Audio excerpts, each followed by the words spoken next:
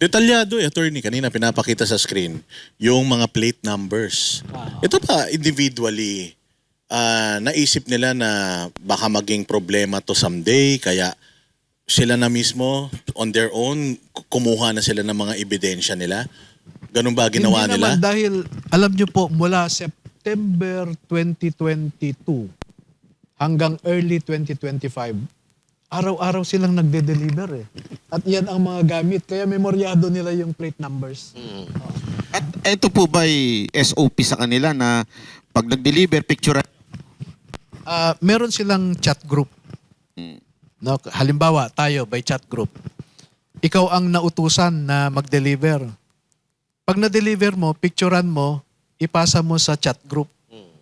So lahat tayo nalalaman natin na si Banat Bay ay Ano pong dahilan nila para malaman? requirement kasi ni Saldico. Para makasigurado si Saldico na na-deliver nga. Saldi ko walang hiya na ito. Nasaan na ba ito? Bakit biglang nawala Saka si ito? Juan, yung mga executive assistants niya, si Mark Tiksay, si Paul Estrada, si Attorney Sam Buenviaje. So nandun po sa GC si Saldico? Kasi, So talagang minamano-mano niya na tinitingnan niya yung mga delivery. ganun. Nakausap niyo na po ba yung abogado ni Saldico? Ay, hindi pa. Hindi ko kilala. So hindi niyo po talaga nakausap si Saldico na nagkuntsabahan kayo kasi nang pinapalabas ng iba para siraan ang administrasyon. Wala nga silang contact kay Saldico, ako pa. Hindi ko nga hinanap natin, nawawala si Saldi ko eh. Oo, Di ba? wala akong communication at saka hindi niya ako kilala.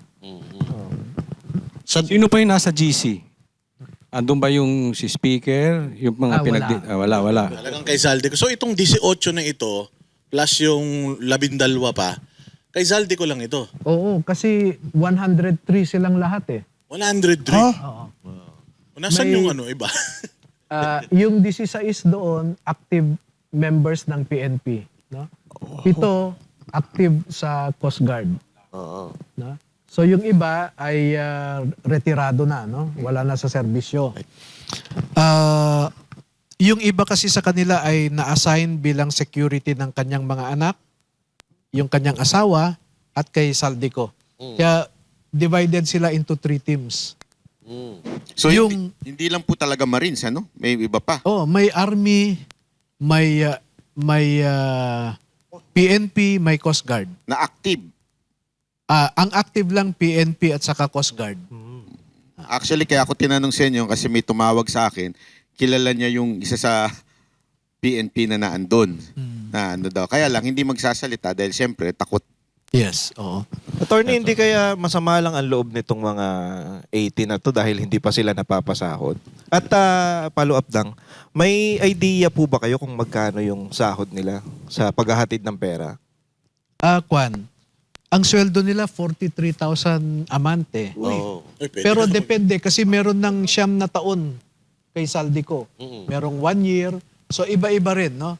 May umaabot ng 56,000. Anong screening ng mga ito para matanggap sila dyan? Kasi baka mag-apply si Sir Jack eh. Oo. Apply ako yung kunyari. Mapumaldo tayo. Ba't gagawin ko, attorney, kunyari, nakapasok na ako nun.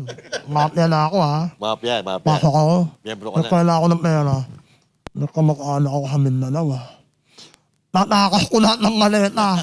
Pahala ko yung lahat. Saan? Hindi ka na matatanggap pag gano'n. Tapos magpapo-opera ako. Bago na. Huwag ka na magkakalita. Okay? Paano sila Yung, pinupul, attorney, para makapasok dito sa 100 plus na ito? Yung security personnel kasi ni Saldico, merong 2 dyan na retired generals. Ay, magugat. No? At 2 retired colonels din. So pag nagre-recruit sila, hinahanap din nila yung, may connection sila sa mga sundalo. Oo. Napakarami pong ebidensya no, nakita po natin yung pinapakita nyo, yung mga nakaprint. Yan na ba lahat yun? O yun na ba lahat yung pinakita nyo? Or marami pa? Marami kayong- pa. Oo, mahirap kasing isama lahat dyan dahil kakapal na masyado. Kaya representative lang ito. Para i-represent lang na mayroon kaming ebidensya, ganun. Pero ito, mas tumitibay ba yung isang kaso pagka collective testimony? Kasi 18 sila kumpara doon sa nag-iisang testigo lang. Ito kasi mga eyewitnesses. No? So katulad ng isang krimen, may pinatay dyan, nakita mo, you are an eyewitness. Ganon din sila. At hindi lang sila basta eyewitness ha, kasi meron silang Involved sila. involved Oo, sila. sa Meron silang meron silang involvement. At the same time, meron silang mga pictures, images na magpapatunay, magko-corroborate dun sa mga sinasabi nila. Tama po. Oo. Balikan ko lang po yung dalawang general na sinasabi nyo na retired. Meron po ba silang plano rin magsalita? Ang pagkakaalam ko dun sa isang general ay tinakot. At for a time, umalis siya sa Pilipinas. No? Alam ko po yung yung nangyari dun sa bahay ng isang kakampi ng administrasyon sa Forbes Park kung saan pinagalitan. No? At yung grupo rin na yun ang nananakot sa kanila. Medyo matindi yung grupo na yun. Kayo po ba may idea na merong involved na kakampiang administrasyon sa AFP na nananakot dito sa mga ito?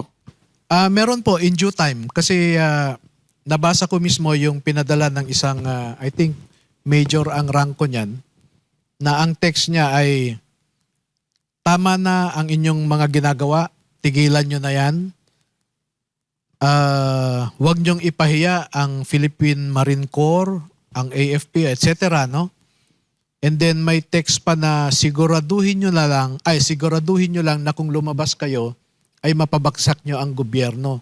Dahil kung hindi, meron din kayong kalalagyan. Parang ganon. Ito po ay active na Yes. major Yes. sa AFP. Sa AFP. And itong mga testigo ngayon na mga 18 and yung other na hindi pa nagpapakita, hindi naman sila apektado nung natatanggap nila yung mga mensahe na yan. Oo, kasi pinakita nga nila sa akin at malinaw sa kanila yung kanilang ginagawa, itong mga sundalo na ito. Na, sir, hindi naman kami gumagawa ng krimen. Bakit nila kami pinapatigil? Ang ginagawa nga namin ay sugpuin itong pagnanakaw sa kaban ng bayan, sabi niya.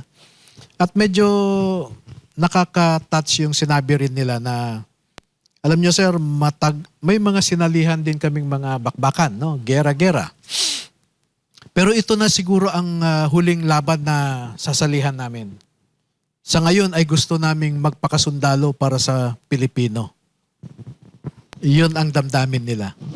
Alam niyo po, hangang-hanga ang mga kababayan natin dito sa mga sundalo na ito. Sana ipagpatuloy nyo lang dahil kayo ipapanalangin ng ating mga kababayan para sa bayan natin. Dahil alam nyo, kailangan na talaga natin ng mga bayani sa pagkakataon nito. Huwag natin hayaan ng mga kurap na opisyal lang mamuno sa ating bayan.